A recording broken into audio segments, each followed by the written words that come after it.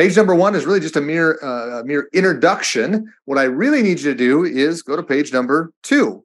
One of the general items I want to talk about right out of the gate is letter C on page number 2, and it has to do with the itemization of charges. Now, it mentions the loan estimate there, and I know this is a closing disclosure program, but we're going to use this loan estimate information to bridge the gap between where there's something we need to know and where it changes on the closing disclosure. So you see on the loan estimate, if you're going to absorb costs, and that's really what I want to concentrate on here, not so much the offset costs, because I think that's pretty straightforward. If we're going to charge somebody, yet give them the money back for it, then we have to provide both the fee and the credit on the loan estimate. I think that makes sense. Where you absorb costs, what it says on page number 2 is that you can leave things off the loan estimate.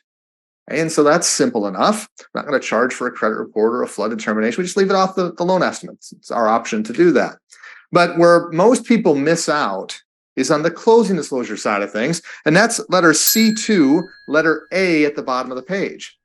So all of you listening that are not charging for credit reports, not charging for flood determinations, or some other service that's incurred but not passed along, you can leave those off the loan estimate.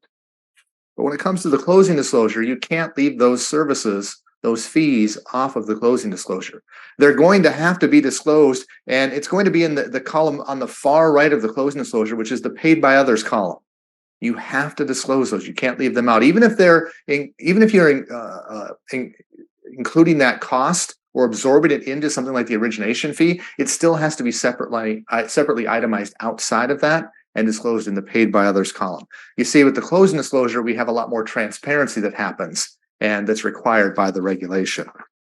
All right, there's some other general things on page 3 I'll leave to you to read and take a look at on your own. I want to go to page 4.